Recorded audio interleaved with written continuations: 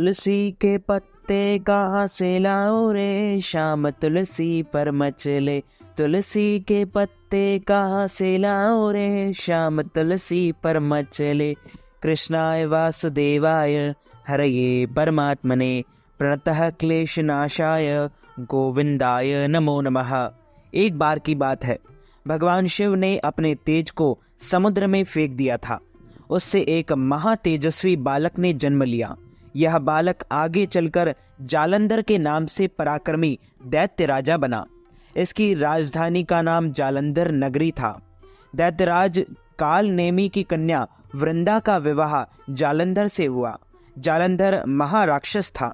अपनी सत्ता के मद में चूर उसने माता लक्ष्मी को पाने की कामना से युद्ध किया, परंतु समुद्र से ही उत्पन्न होने के कारण माता लक्ष्मी ने उसे अपने भाई के रूप में स्वीकार किया।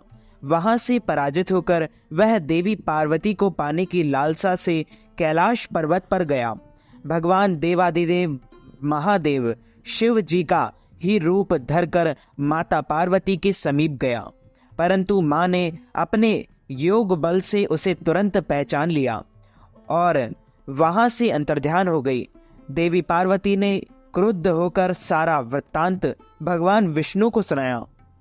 जालंधर की पत्नी वृंदा अत्यंत पतिव्रता स्त्री थी। उसी के पतिव्रत धर्म की शक्ति से जालंधर ना तो मारा जाता था और ना ही पराजित होता था। इसलिए जालंधर का नाश करने के लिए वृंदा के पतिव्रत धर्म को भंग करना बहुत आवश्यक था। इसी कारण भगवान विष्णु ऋषि का वेश धारण कर वन में जा पहुंचे और जहां पर वृंदा अकेली भ्रमण कर रही थी, भगवान के साथ दो मायावी राक्षस भी थे, जिन्हें देखकर वृंदा भयभीत हो गई। ऋषि ने वृंदा के सामने पल में दोनों को भस्म कर दिया। उनकी शक्ति देखकर वृंदा ने कैलाश पर्वत पर महादेव के साथ युद्ध कर रहे अपने पति जालंधर के बारे में पूछा। ऋषि ने अपने माया जाल से दो वानर प्रकट किए। एक वानर के हाथ में जालंधर का सिर था तथा दूसरे के हाथ में धड़। अपने पति की यह दशा देखकर वृंदा मूर्छित होकर गिर पड़ी। होश में आने पर उन्होंने ऋषि रूपी भगवान से विनती की कि वह उसके पति को जीवित करें। भगवान ने अपनी माया से पुनः जालंधर का सिर धड़ से जोड़ दिया, परंतु स्वयं भी वह उसी शरीर में प्रवेश कर गए।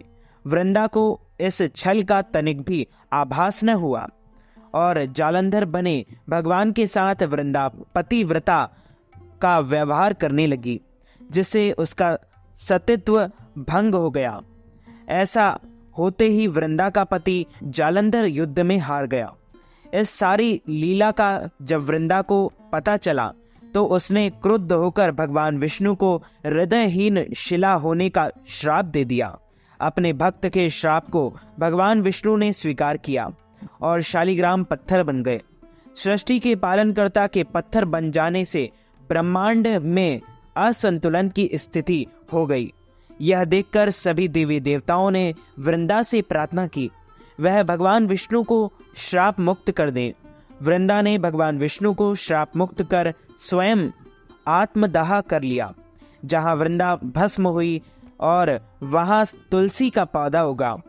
भगवान विष्णु ने वृंदा से कहा, हे वृंदा, तुम अपने सतीत्व के कारण मुझे लक्ष्मी से भी अधिक प्रिय हो गई हो, तो अब तुम तुलसी के रूप में सदा मेरे साथ रहोगी।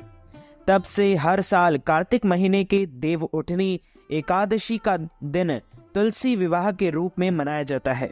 जो मनुष्य भी मेरे शालिग्राम रूप के साथ तुलसी का विवाह करेगा, उसे इस लोक और परलोक में विपुल यश प्राप्त होगा। उसी दैत्य जालंधर की यह भूमि जालंधर नाम से विख्यात है। सती वृंदा का मंदिर मोहल्ला कोट किशनचंद में स्थित है। कहते हैं इस स्थान पर एक प्राचीन गुफा भी थी जो सीधी हरिद्वार तक जाती थी। सच्चे मन से 40 दिन तक सती वृंदा देवी के मंदिर में पूजा करने से सभी मनोरथ पूर्ण होते हैं। जिस घर में तुलसी होती है वहां यम के दूत भी असमय नहीं जा सकते। मृत्यु के समय जिसके प्राण मंजरी रहित तुलसी और गंगा जल मुख में रखकर निकल जाते हैं, वह पापों से मुक्त होकर वैकुंठ धाम को प्राप्त होता है। जो मनुष्य तुलसी व आंवले की छाया में अपने पितरों का श्राद्ध करता है, उसके पितृ मोक्ष को प्राप्त होते हैं। बोले श्री लक्ष्मी नारायण भगवान की जय, गिरिराज धरण की जय। तो मित्रों, हमारे इस ज्ञानवर्धक वीडियो को आप अधिक से अधिक लोगों को शेयर कीजिएगा, लाइक कीजिएगा, कमेंट कीजिएगा और सब्सक्राइब करके बेल आइकन को भी ऑन कर लीजिए। ऐसे ही नई नई वीडियो देखने के लिए आप सभी को सादर जय श्री कृष्ण, सादर धन्यवाद।